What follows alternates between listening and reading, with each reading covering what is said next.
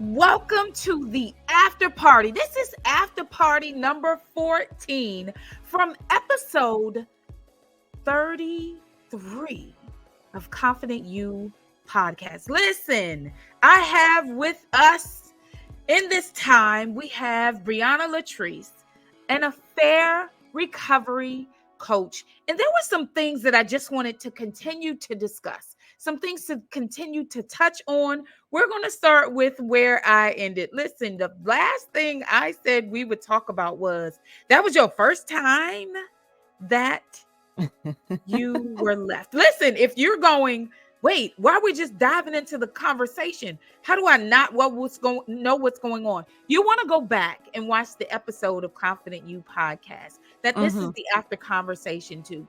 Listen, that in that episode, it has a title of Why Evil People Don't Hurt. Listen, but the conversation literally went through the ins and outs of infidelity, being that person who has been cheated on, being that person who now needs to decide whether you stay or go.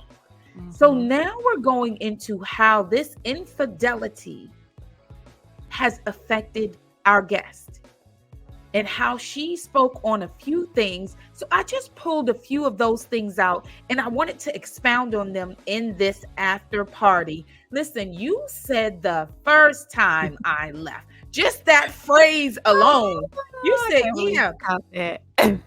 You said I was not, because in that time we were talking about being financially prepared or being prepared. And you were stating how you only left that first time with $5. So how did that, would you say the first time you left was the most unprepared time that you left? Yeah, I would. Absolutely. What are the top three? You already gave us number one. Number one, you left with $5. But what were the other two, like in the top three areas that you're saying, listen, I wasn't prepared for this. I wasn't prepared for that. Ooh, that's a good question. Okay. So besides financially, and are we talking about like the first time I left or just like within any of the times I left? Within any of the times, what are the other top two where you were not? Okay. Lord, so many going through my head. So financially, and then I would probably say loneliness. Like you know what I'm saying? Like, that you gonna be single and you're gonna be alone. But I wasn't really prepared for what that was going to look and feel like. And even though your friends and your loved ones say they're going to be there to support you, they don't have the capacity to be there with you all the time. And so wasn't prepared for the loneliness. And then honestly, I wasn't prepared for the insecurity. A part of why I stayed, I think, was just knowing that I had a partner validated my insecurities. When I was alone by myself with no one, it was like I had to accept that I was alone. And so that just fed in even more to my insecurities of, oh, you're not beautiful. You know what I'm saying? Like whatever insecurities you're dealing with, it just intensified my insecurities when I left. And what's another thing that you would say you were not prepared for? Financially, you weren't prepared for being alone, the loneliness of it. What else were you not prepared for in the times that you chose to leave? Yeah, it's that part, the insecurities, like speaking to my insecurities. And I didn't really know I was dealing with insecurities. I think I was so wrapped up in him that I hadn't had the time to really look within myself. And so you could say insecurities are dealing with myself and seeing myself for the first time after years of being in a toxic relationship, like actually looking at myself and seeing the person I had become, Right. and accepting that. Right. What is your statistic? Because I know there are statistics on how many times someone may go back and go back and forth with the going back and leaving and choosing to leave and then going back and choosing to leave. For you, just Mhm. intimately for you, how many times was that before that was the final time? So, the statistic is about 4 to 5 times, and I wanna say I probably went back about 5 times for sure. About What 4 to made it the final straw? Look, do I wanna share the story, or do we gotta make them go listen to their first episodes? Oh, that is in the first. Listen, if you want to hear the full story, you can go Mhm. back to episode 22. You are correct. Yep. Oh my goodness. You can go Yep. back to episode 22. So Mhm. you that was the first thing that I wanted to touch on, of the three things that I wanted to touch on from our previous conversation, but now you have sparked something else. Mhm. You said that you were wrapped up in him. Mhm. So how can you what did that look like? Wrapped up in him. Um, my life was devoted to making him happy. Because once you find out that the love of your life has cheated on you, especially if they are toxic, right, and don't hold themselves accountable, they'll put all the blame on you. And so that's what he did. He put all the blame on me. I'm not gonna say all, but I'm gonna say about 90% of the blame he put on me. And so for years I worked hard to make him happy. I worked hard to, please him. So I literally, things I would do were, I remember the text messages that he was sending to other women, and I would try to emulate those conversations in text, right? And so a lot of the things that I was doing because I thought that he liked them. So, I would wear clothes that he said that he liked, even though I didn't care for that particular style of dress. I would do stuff like that. Like, he didn't like me going to bars and clubs. So when my friends would go to bars and clubs, I would have to stay home. And I'd be at home by myself because he'd be out doing his own thing. And then my friends would In the be out bars in having the parties. club? Okay, I'm sorry. I didn't mean to interrupt. I had a real quick flashback. I apologize for interrupting. Yep. No, you're fine. But that's what I mean. I got lost in him. And so when I came out of it, I didn't know who I was. So I really had to learn who I was, because sitting up watching basketball every day wasn't my thing. That was his. But I found myself like still doing that.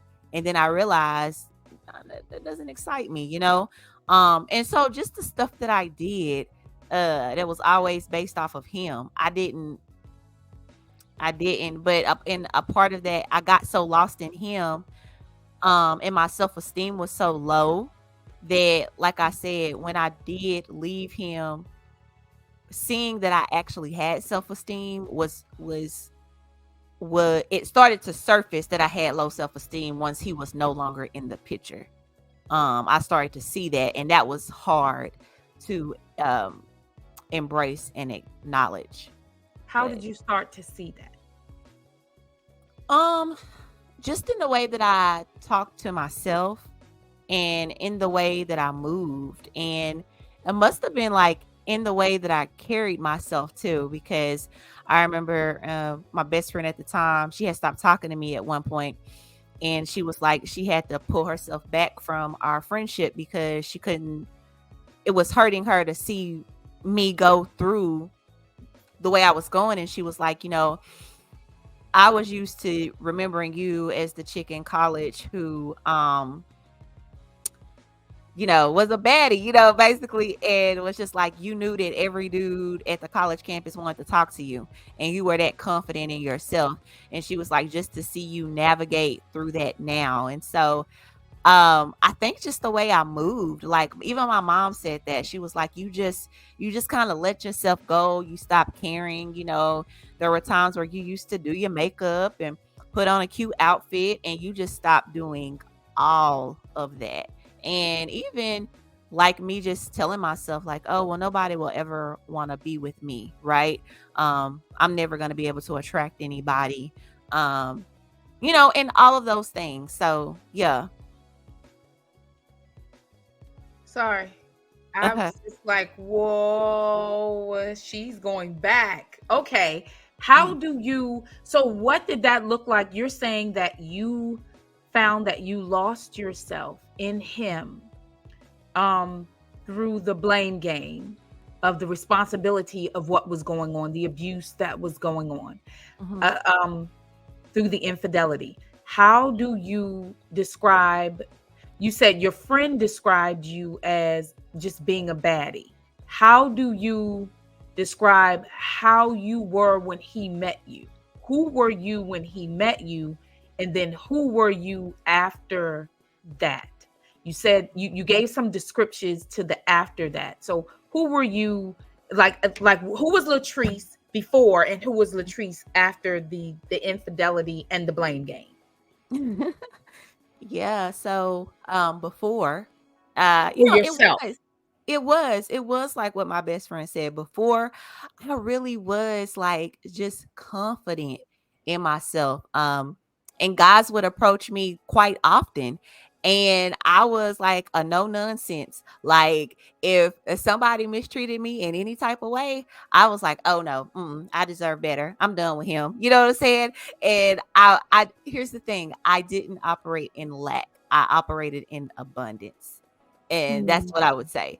So pre my marriage, I operated in abundance because I mm, knew who I was, and I knew whose I was too. At that, if we want to be honest, I knew who and whose I was because I did have. I'm not gonna say as strong as I do now, but I did have trust and a foundation in God. But then, talking about losing myself in my marriage and after my marriage, I had gotten so wrapped up in Him. My relationship with God was completely gone. I He literally, no lie, he literally became my God. I looked to him for guidance. I looked to him for affirmation. I looked for him for certainty. And so when I left him, I was operating in a spirit of lack.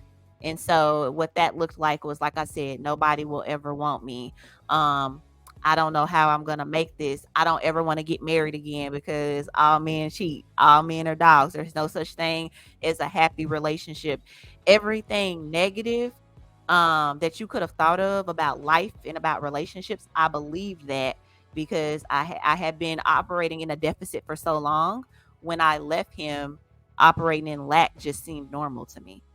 operating in lack just seemed normal to me. Listen, I also wanted to talk with you about how to have that hard conversation. Like when you sit down and you're deciding that hard conversation to have. I know that you've told us to give him those points if he's receptive of it, to give Yeah. him those points of things that you're saying, listen, right now, I need this. I'm going to need this to feel reaffirmed and assured that we're moving forward, that you're really invested, that this is not something that you're going to do again, to rebuild this trust. So I understand that component, but Mhm. how do you sit down with someone that, in some sense, it's been going on? It's been going on so long, it's kind of a routine to it. Yeah. A part, it's become a part, a fiber, a thread in your life Hmm. of this happens. You may even know who the person is. You're saying no, you don't, or you're No, I'm saying just like, yes. Shana. That's the thing. What I do? I didn't do it. I'm just saying. So you may even know who the person is, and then it becomes normalized Mm. in your relationship, a component. That conversation, how do you then muster up the thought process of, okay, I want to say this, but I don't want to break down and just be a blubbering and not really get out what I want to make sure, even through the tears, I can get my point across. Mm-hmm. What are the top 3 points you think need to be said so it's understood? Listen, I know what's going on. So I'm gonna break that up into 2 parts. I think that how can you, this is probably gonna go against the grain, what I'm about to say. But I like to be real, right? And you can tell people all along that hey, these are the techniques that you should use once you're ready to confront your partner, right? But the reality is that ain't gonna happen, because you're gonna be so upset. You know what I'm saying? You're gonna be so upset. You here for it. Like, you here to go off. Like, and guess what? I ain't gonna lie. I support it. Now, this is the after party. This is the after. I don't support violence or anything like Right. that. But you know what I'm saying? If you're in full rage, like, I support you coming at him and saying, man, you dirty. You so wrong. Not calling him out of his name or anything like that. But I don't think I have like any techniques to give you for how to confront your partner.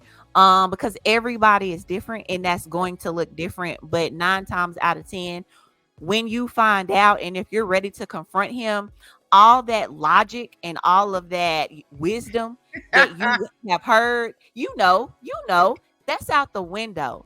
But what I will say, when you do, though, just make sure that you handle it like still in a level of respect, because you never know if you guys are going to work it out. And one of the things that I always say is that one thing that me and my ex never did was we never disrespected each other. So he never called me out of my name. I never called him out of his name. You know what I'm saying? I might have been like, man, you wrong, you foul, you dirty. But we never said hurtful things to each other, because we did have still a level of respect and love for one another. So I would say, even when you do bring it up, like, just have a level of respect and remember that this is somebody that you want or you do love, because if you didn't, you wouldn't be responding in that way. But what I will say is, once that's over with, right, and you've addressed that, the worst thing that you can do is ask questions like, well, how many times? That Who part. is she? Why'd you do this? And this isn't my term, but there's a term that another infidelity, she coaches on infidelity a lot as well, and she calls it investigative questions.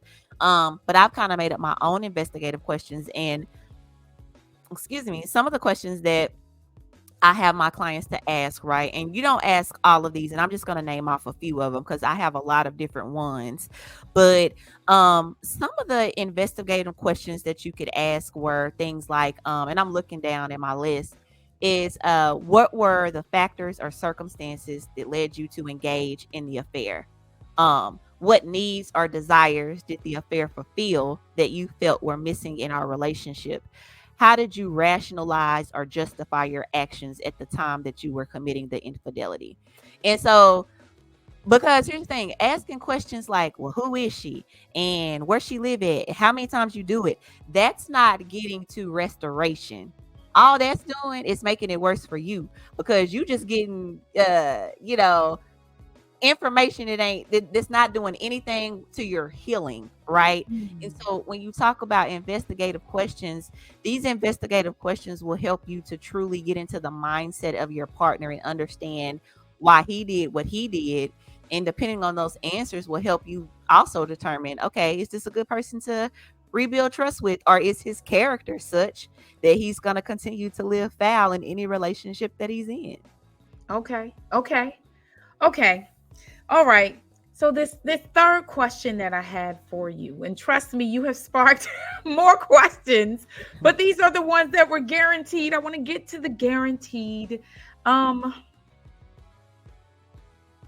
happy you cheated. Ooh. the statement, I'm happy. Have you ever felt, you know what? I'm happy you did that. Mm-hmm. In terms of the fact that you did it, the way that you did it, I found out. And now I know. Mm-hmm. Mm-hmm.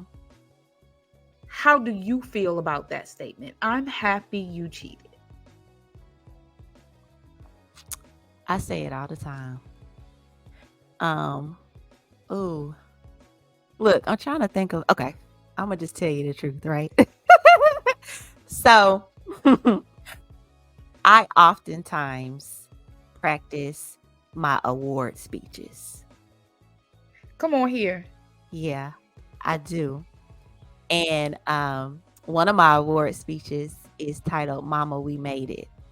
And it goes through all of our life experiences. You know, for the times that you had to choose between paying the light bill and the hot water bill, and you paid the light so we could have electricity, and we boiled the hot water so we could take a bath, and we put just a little bit of cold water in there too to take a bath. Mama, we made it. For the times that my daddy would stop working his job just so he couldn't send me the $34 checks a week, child support checks a week to me, so that I could help my mama pay the bills. Mama, we made it. For all the times that I found out that my ex-husband cheated on me, Mama, we made it. For the times that I was going through depression and I asked him why couldn't he stop, and he said he wasn't gonna stop cold turkey. Mama, we made it. For all the hurt that he told me that I wouldn't be anything without him because he made me who I am, Mama, we made it. That's a reminder to me that I wouldn't be half of the person, half of the woman that I am today if I didn't have the struggle of my daddy leaving me, if I didn't have the struggle of my mama being a single parent and trying to make it on her own, and if I didn't have an ex-husband who I loved his dirty jaws cheat on me for 5 years consistently, and I would find out every 6 months like clockwork for 5 years. But because I dug myself to, and I pulled myself out of that and I healed, I got joy now. And I wouldn't have that joy. Somebody asked me before, what is life before infidelity? Yeah. And I thought that was a very profound question, because what I told them is that life before infidelity was this false sense of knowing what self-love is. It was a false sense of knowing what acceptance was of me. I was walking around thinking that I knew what love was. I was walking around thinking that I knew what confident was. But it wasn't until I got through my biggest pain of walking away from my marriage. And I would not be, I just told somebody in the other podcast, I wouldn't be this person that you see right now in this yellow shirt, in these rainbow colored butterfly earrings, smiling in the middle of the night telling about my story. But I've made it. Amen. But you made it. So glad I made it. Sorry. Come on, it's all in here. It's all in here. Listen, this is about you. Listen, I want to talk about, you said your mom, and then you mentioned that just to me speaks to generations of family. You mentioned your dad. And I want to know, in that pre-conversation before you got married, what do you think you could have asked your husband about generationally, or what he saw in his parents that may have been something that could reveal or help you see, or help anyone see, let me ask these types of questions to see if infidelity is something that this person is prone to? Yeah. What kind of questions would you suggest someone ask? So there's two parts to that. In the podcast earlier today, the lady asked me, she said, sometimes people say you just choose wrong. You need to learn how to choose right. And so I gave her the example of how I was cheated on in my marriage. My mother was cheated on in her marriage. My grandmother was cheated on in her marriage. So it's not so much about how to choose, it's about how we've been taught what's acceptable in a relationship. So my mama saw her mama get cheated on. So she thought that that was what love looked like, right? So she accepted less than because she saw her mother accept less than, right? And so I saw my mother accept less than, and I thought that that was what love was like. So it's what you're being taught, not how you're choosing. Because when you're taught right, you'll choose right. And I'll say it to say this: my ex-husband, his daddy, is who he is, right? And that's not, I've never said that because I don't want it to seem like I'm talking bad about my ex-father-in-law, because I'm not. He's a great person. However, historically, he also has the history of being unfaithful to his women. So a lot of times us as women in relationships, sometimes we don't even have to ask questions. We just have to look. Go to that family reunion, girl. Go to that family reunion and listen, right? Because my ex-husband always talks about the stuff that his father does. My mother-in-law would always talk about the stuff that my ex-husband father used to do. And so from there, then you can learn how to formulate questions. Well, how do you feel about your daddy doing XYZ? And then see what his perspective is and how he responds to, things about relationships, things about marriage, things about fidelity, right, in relationships. So I think that there's two parts, but the first part is just watch, because it's going to tell you a lot about what you need to know. Okay. You just said his family, and then you could watch and see. What if you watch and you're watching and you're vigilant to look out and see, but what you're seeing and what they're saying. It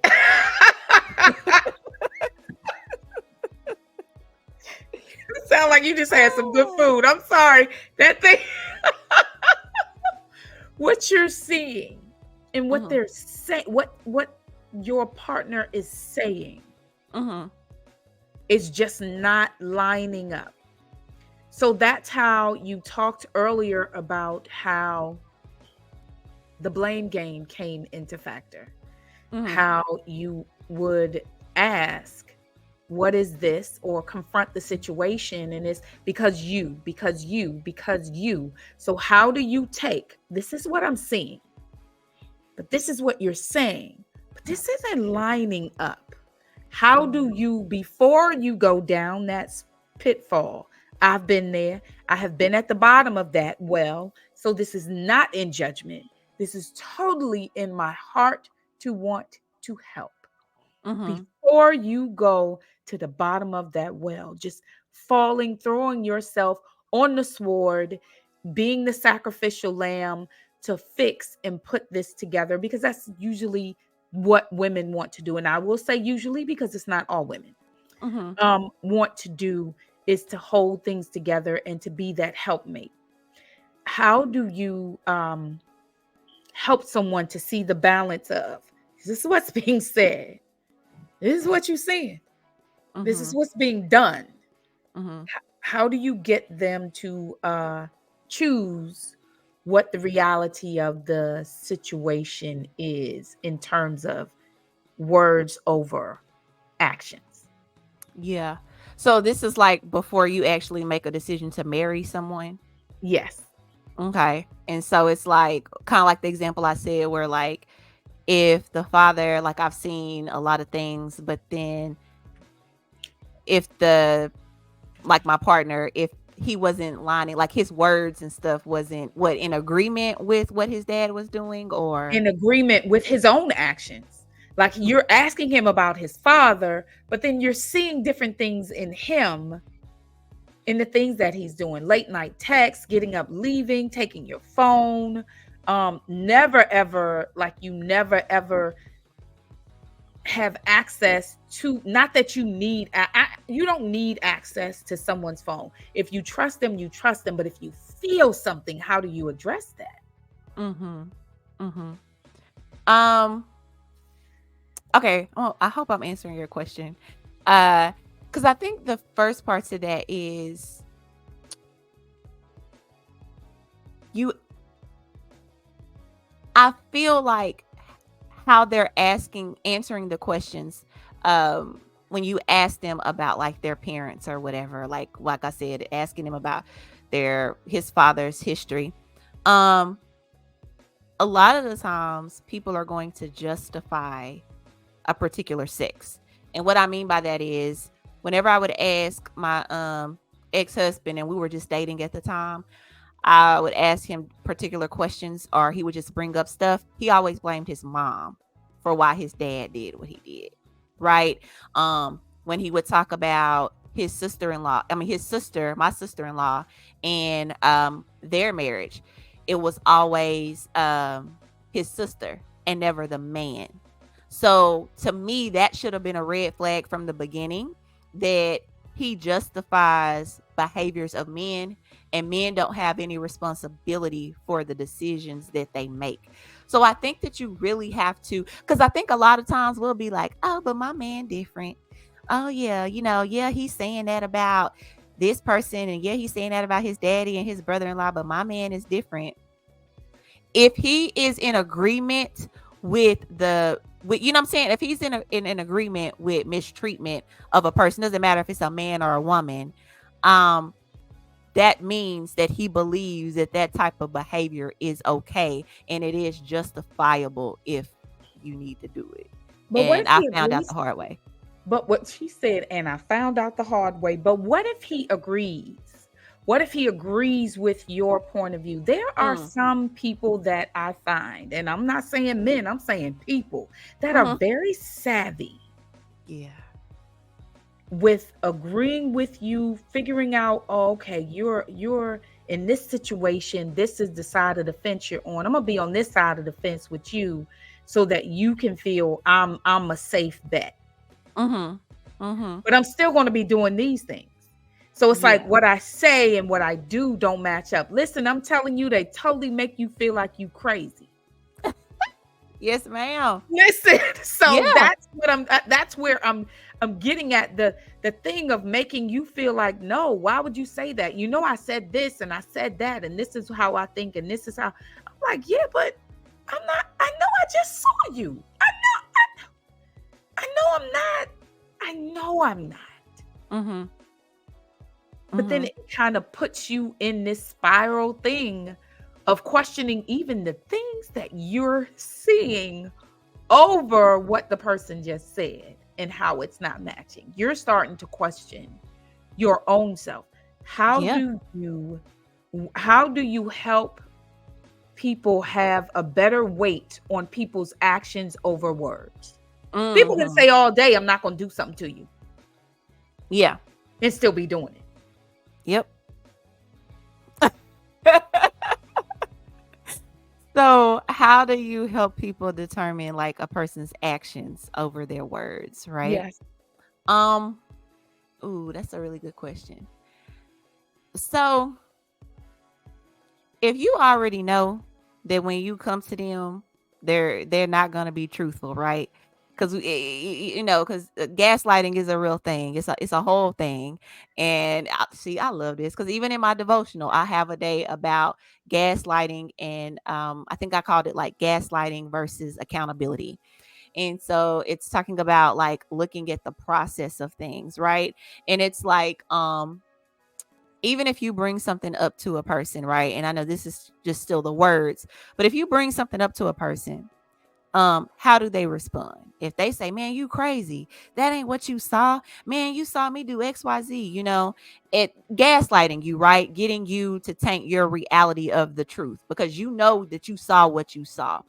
But a great person who's not trying to be narcissistic and who's not trying to gaslight you will come at it and say, hey, that wasn't my intent when I said this, or when you saw me looking at this, and then they'll even actually show you, you know what I'm saying? And so to me, like that, the actions are what is the person showing you, because even if they're saying something different, at the end of the day, you have to believe yourself and believe what you saw and believe that you aren't crazy.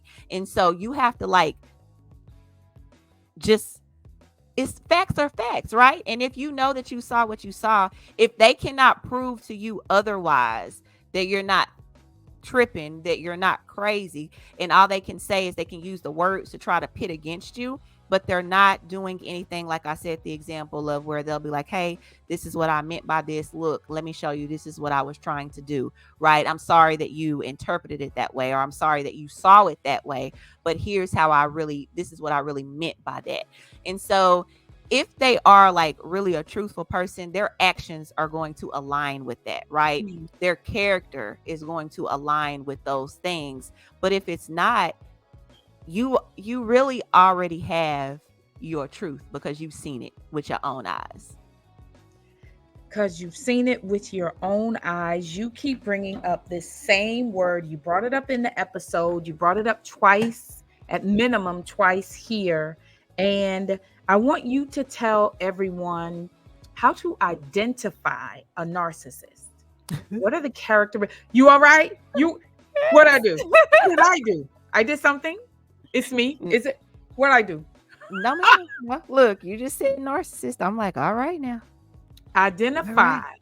We getting into characteristics of a narcissist so that someone can understand what is your definition and then what are the characteristics. Okay. I always have a really rough definition of narcissist, and narcissist to me, I kind of use narcissist and gaslighting, even though they're different. I kind of use them the same, but basically, a narcissist slash gaslighter is someone who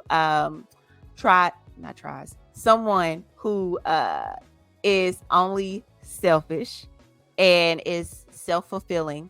So everything is all about themselves. And they do everything in their power to taint your reality of what is your perception or what is your reality, like of the things that you've seen and all those things. They do a great job of tainting your reality to cause you to think that you're crazy. And that's like a rough definition of what a narcissist and gaslighter is. Yeah, because can I add to that? Mm-hmm. To have you thinking that you're crazy to the point that they have you thinking that you're the issue, you're the problem, and that you're not doing enough to cause them to want to be whoever that first representative you met was. Listen, they have the knack of showing you that representative. Amazing. Amazing. Yep. And their key part, their key role or their key goal is to gain control over you. So they do that in tainting your reality. They do that in minimizing you and making you feel less than so that they can gain that control over you. My goodness. So let's get some examples out here.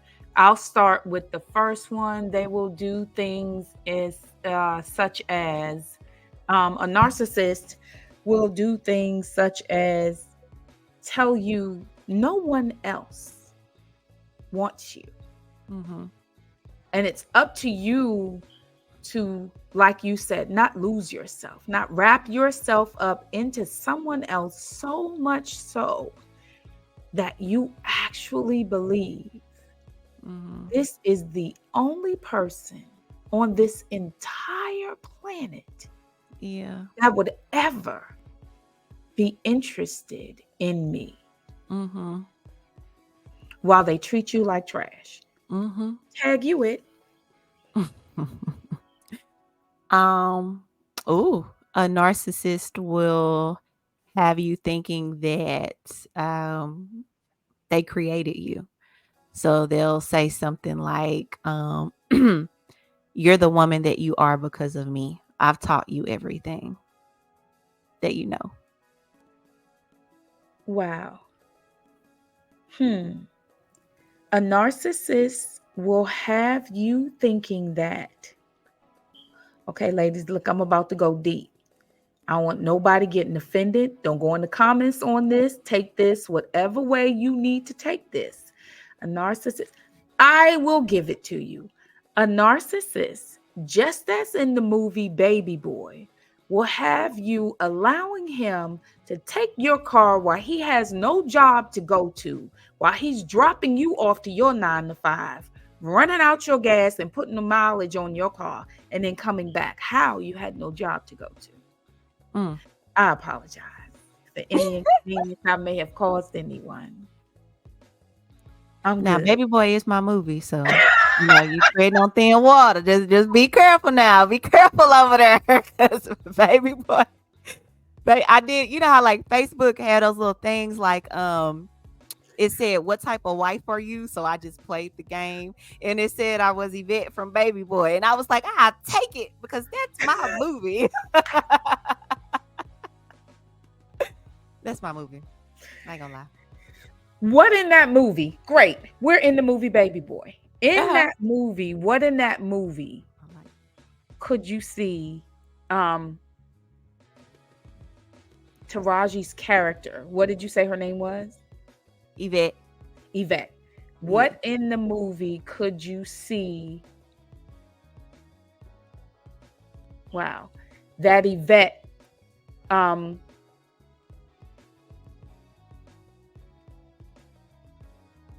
did repeatedly. I'm trying to formulate this question without giving you the answer. Did more than once, because it looks as though she did not know or did not want to be without a partner.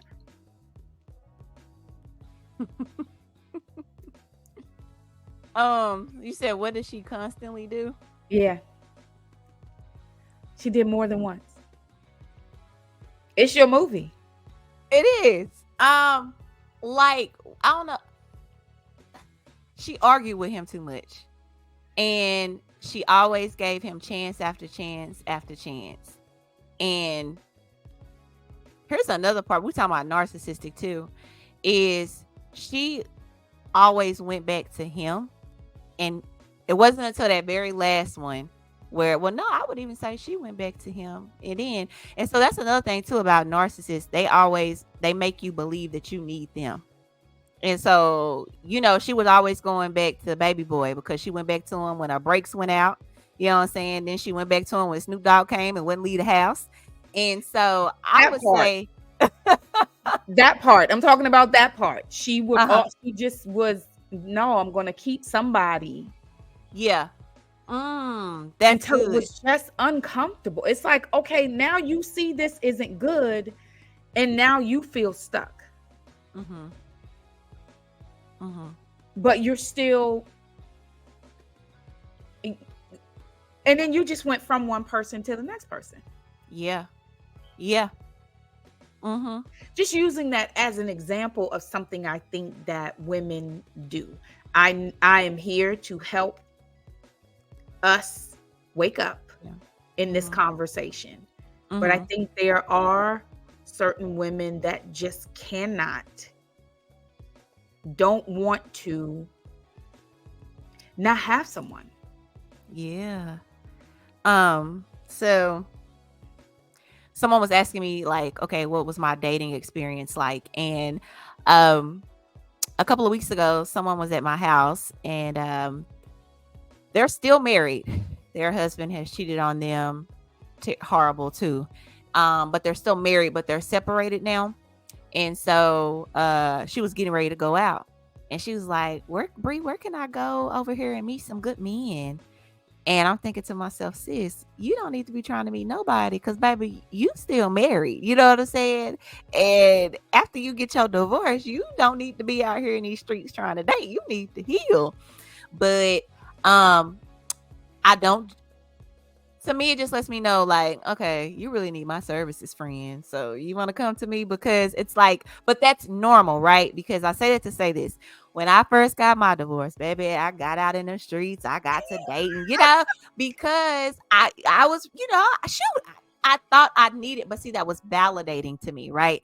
To always have somebody in my corner. And I needed somebody constantly in my corner to validate me because I did not know how to validate myself. And Say that so again. Say that again. Say that I again. always had to have somebody in my corner to validate me because I didn't know how to validate myself.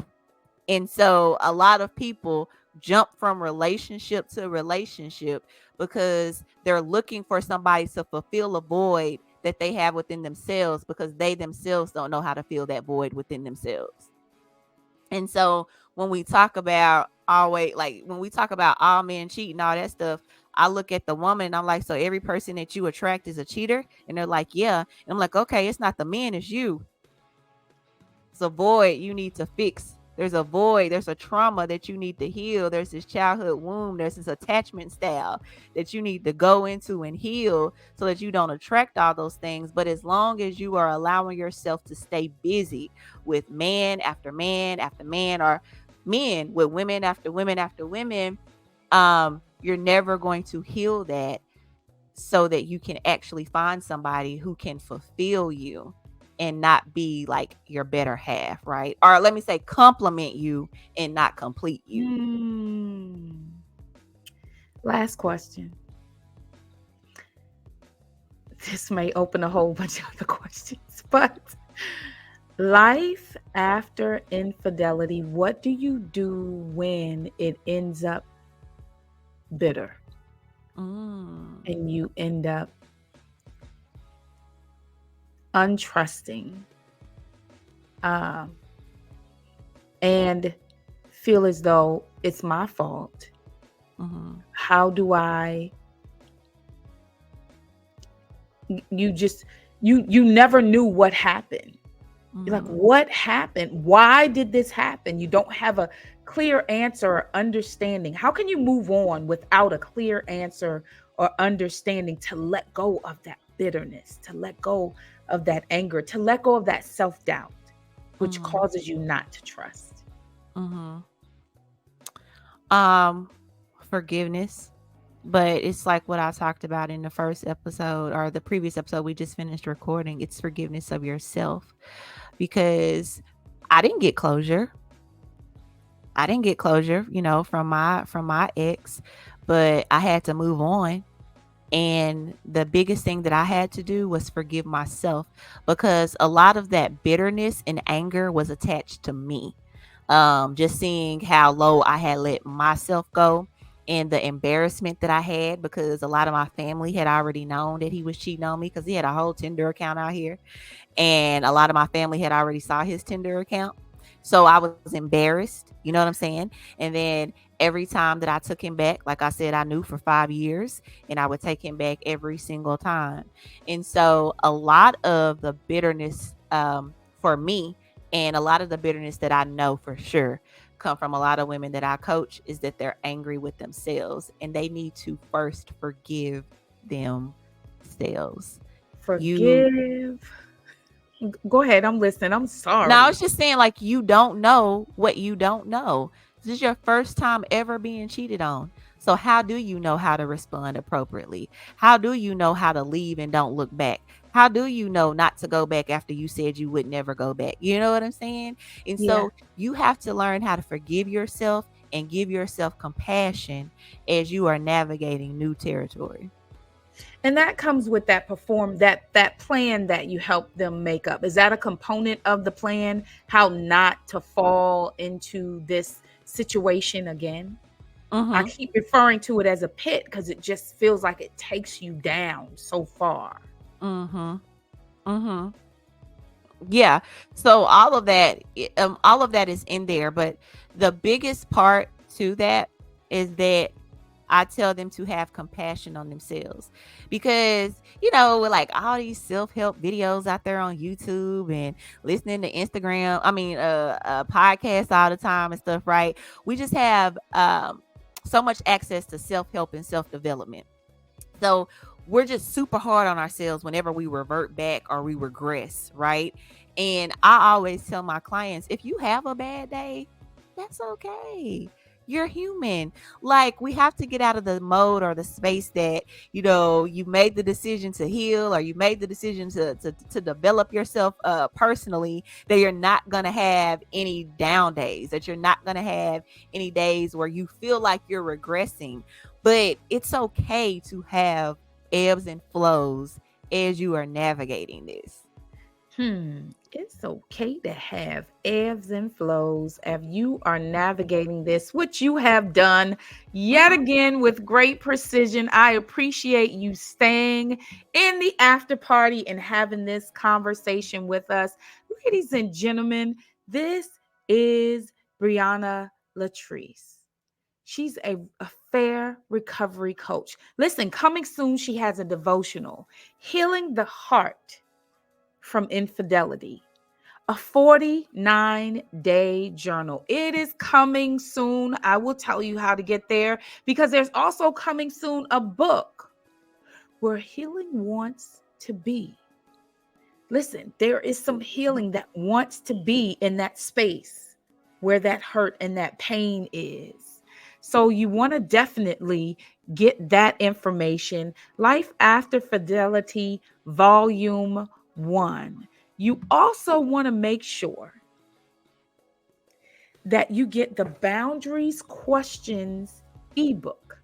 And that's how you get the ebook. It's going to be in the description box for this episode. But to get those two books and to keep up with that information that will be coming out, you definitely want to either email or text. Check her website. Her website is amazing. Check her website so you can see how you can book a consultation with her, a free 15-minute consultation. You can go on there and just make sure that you book that. If you feel like this is something you're going through, this is a decision that you're facing, this is a situation that you're facing, or you have faced it years ago and you feel like, I have never fully gotten over this. I have not recovered from this. I have not healed from this. This is still holding me back, holding me down. Let her help you free yourself, because she's going to give you those tools that you need. You can also follow her on TikTok and Instagram at life_after_infidelity. There is supposed to be an underscore there. I will make sure that is right when we put that in the description box. Listen, book your free consultation call, that 15 minutes.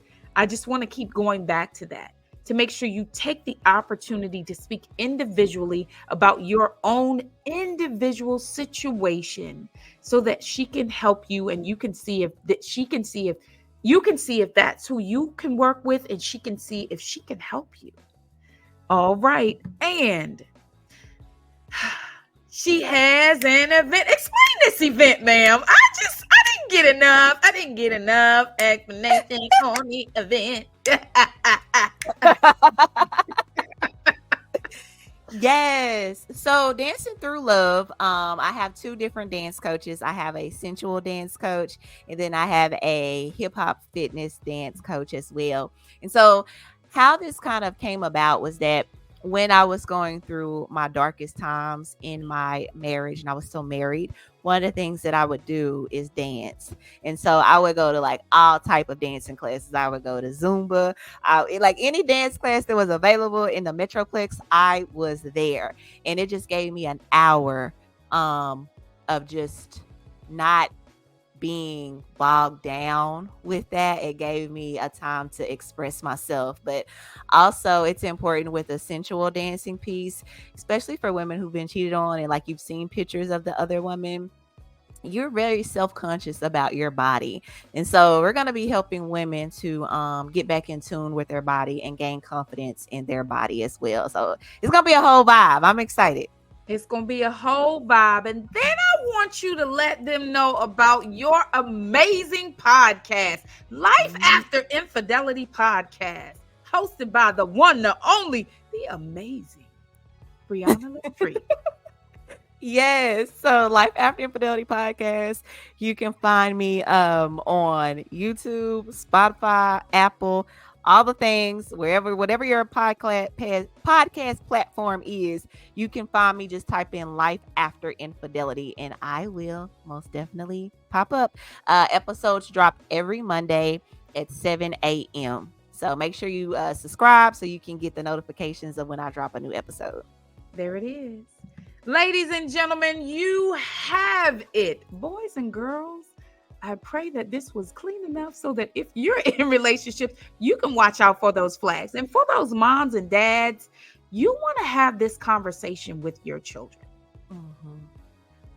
How important do you think that conversation? I thought there was no other question, but how important do you think? Because you said you went back generations through your family. My mom was cheated on. My grandma was cheated on. You felt like it was something that was passed down. Then you talked about the actual person who did the infidelity towards you. You said, well, his dad. And he talked about his mom and his sister and her boyfriend, and just the male, his viewing on being on the infidelity being the fault of the person not being enough. Mm-hmm. How does that conversation look when you sit down, when you're starting to tell your child or your kid or your teenager, I know you're interested. I hear, you have a boyfriend, or you're thinking about having a girlfriend, or just grooming your child as they grow up, period. Mm-hmm. Just grooming your child, because that really wasn't a thing for me in my house with my kids coming up. So just grooming your children. What kind of conversation? What are the things you want to highlight to make sure they know to watch out for? Yeah. I did a workshop once for Black Women Healing Retreat, and I titled it, "My Mother is Disqualified to Teach Me What She Didn't Learn." And before I did the workshop, I surveyed several women from their 20s to their 60s. And one of the questions that I asked was, what is something that you wish your mother would have taught you or shown you? And about 95% of the participants said that they wish that their mother would have shown them what vulnerability looked like, that they wish that their mothers would have expressed some type of emotion in the household. Like they never saw their mothers cry. And so when you ask about what does that conversation look like, in Black households, we have to be okay. And this is for men and women. We have to be okay with letting our kids see that we hurt as well. Because I never saw how hurt my mom was from her marriage and her husband cheating on her, her ex-husband cheating on her. That's why I thought that was okay. Because in my eyes, it didn't bother my mama. It didn't faze her. She was still going to work every day. She wasn't crying. She, in front of me, she was being this brave superwoman. And then the same goes for my grandmother. My grandmother didn't show any emotion. She was being this brave superwoman. And I think that we have to change that narrative of stop being the strong Black woman, stop being a strong Black man in our households, and let our children see what hurt and pain looks like and how we navigate through that, so that when they do get to those, they can say, oh, no, no, no, no, no. I remember what it looked like when my mama went through that, and she was hurt and devastated, and she was telling me things about this. So I'm going to pause, and I'm going to go ahead and I'm going to go the other way, because I don't want to go through that, because my mama has already, or my daddy has already put me on game of what this could mean for me emotionally and psychologically, and I don't want that. Yeah, you just pushed the pause in me. Okay, I'm back. I'm just saying that was perfect. I was there. I was literally going, okay, yeah, it happened to me. Did I? No, but I did. Okay, I see. All right. Thank you. I appreciate you. I appreciate you very much being here. I appreciate you taking the time yet again to stay for the after party, because after the show is the after party. What? Look, and this light is showing up during this after party. I'm like, come on, light, just keep it together. We almost done. Right. Child, please. Technology can do what it wants to do. The message is going to get out. I appreciate you for your vulnerability. I appreciate you for sharing the intimate details and really just taking the time to think and give a really applicable answer, and something you can apply, something that you can actually take the information and apply it and really work with it. So thank you. Yet again, you're amazing. Can't wait to have you back when you drop those books, ma'am. You wanted to come on back? I totally forgot. I have a t-shirt line coming out. It's quotes. I know. It's quotes from the book that are going to be on t-shirts, and they will actually launch this Friday. So I'm excited. Wait, say that again. Hey. I was like, I'm excited. That's not how you said that.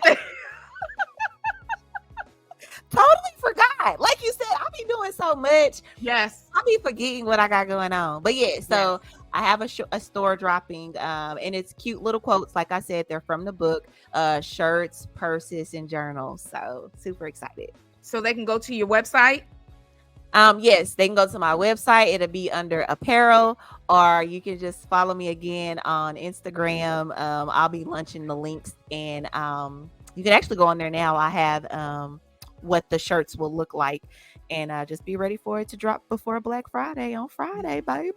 Be ready with your shirts. Oh my goodness, ma'am. Okay, let me go. Yeah, got to dance over here now because I forgot about that. I'm like, okay. The background music, I think it just gives energy. It gives it energy and keeps the conversation moving. It's like one side of your brain is the thinking part, and one is the artistic, and so the creative. And so I just like to have that there, as long as it's not interfering. If it's interfering with the quality of the episode, that's got to go, because the information needs to get out. I appreciate you taking the time to stay for the after party. Yes, and thank you for having even me. more. Miss T-shirt line dropping. Congratulations. Thank you. Thank you. All right, everybody. We're going to get out of here. I appreciate you guys taking the time to invest in yourself. Let me be the first one to give you some applause again. If infidelity is something you are facing, there's a coach right here. She is ready, willing, and able to help in your situation. She's an affair recovery coach. Why? Because there is life after infidelity. Y'all have a great one. See you next time. Bye.